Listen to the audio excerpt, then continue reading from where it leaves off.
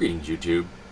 There was a discussion recently on one of the message boards I frequent. It might have been RPGNet, so you can probably imagine this conversation isn't going to go well. And the discussion was about the classic Dungeons and Dragons game component alignment languages. Now, alignment languages in the GM's guide, the original GM's guide, or DM's guide, I should say, listed as a set of concepts and phrases, gestures that allow a person of an alignment to communicate with another person of the same alignment. And they give two examples in the passage. One is thieves' cant, which was a real thing.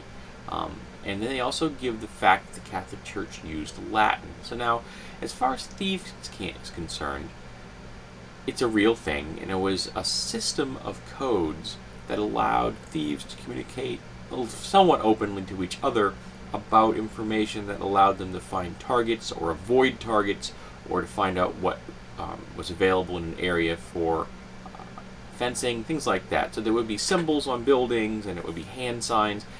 It's gang gestures, essentially. Now, they give Latin as an example because, Latin was used by the Catholic Church to communicate from one nation to the other. I mean, you could have Catholic priests from, a dozen different languages, that their native tongue, and yet because they all spoke Latin, they would be able to communicate. But that's the exact opposite, in my opinion, of an alignment tongue. An alignment language is about a narrow focus, whereas Latin was a proper language, and it was just being used by a particular church as a form of communication within the church and its literature and things like that. And it has nothing to do with the alignment of the individuals in question. I think there's an argument for the fact that under the category of Catholic Church, you could have a whole lot of alignments. So I don't think that's a great example. And I have to tell you, I always thought alignment languages were silly. One of the most absurd concepts in the game.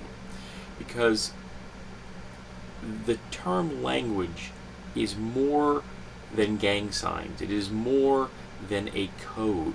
Because that, to me, is what the actual alignment language is. It is not a language. This is a language.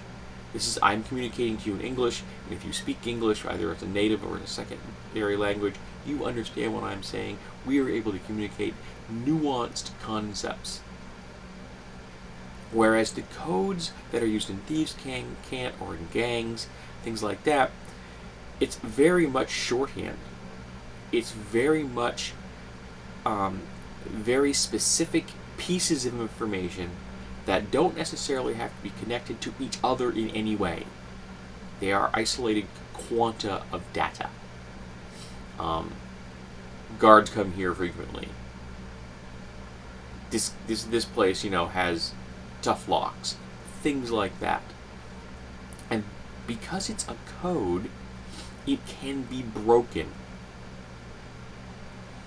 So if you have a party of 4 individuals, and there are 3 alignments within the group, that would mean, in theory, there are 3 alignment languages in the group. And 2 of the people, because they're the same alignment, would share that alignment language. Now, if they're using that alignment language as a code for each other, to communicate from moment to moment, I can't believe that the other 2 party members aren't going to be able to break that code eventually. Let's say they can't. Let's say for some inexplicable reason nobody can break the code of an alignment language. If you change alignment, why would you forget that code? You've known that code. You can read that code. You understand the terminology of that code. So if you change alignments and suddenly somehow you learn a new code, why would you forget the old code? Because remember, that's what this is.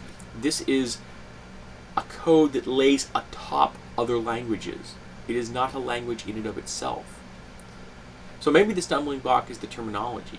Maybe if they'd called it a code, there would have been less problems for me as an individual or in understanding how this worked at all. But I never thought it made any sense to me. I don't think it would have functioned from area to area. If a lawful good guy in China and a lawful good guy in Mohawk in New England are not going to have the same code just because they share the same alignment. They come from incredibly different and diverse cultures and societies. So I never liked alignment languages. It was one of the first things I ignored. In fact, there was a large hunk of my gaming history where I completely forgot they existed until someone brought them up during the whole, old school revival. And people started talking about alignment languages again. I'm like, oh yeah, that was dumb. Now in this thread I had mentioned on RPGNet, I mentioned that I thought they were dumb. I thought it was the most absurd ideas out there, ranking right up there with giving people experience points for how much gold they found. And yes, that was a real thing. And someone looked and read my comment and then said, oh, then you obviously don't understand how they work. And just completely dismissed me. Just shut me down. Which is when I walked away from the conversation. I can't fight with that. Someone's decided that I don't know what I'm discussing and that I cannot have the conversation. So, I'm not going to bother. But I want to know what you folks think.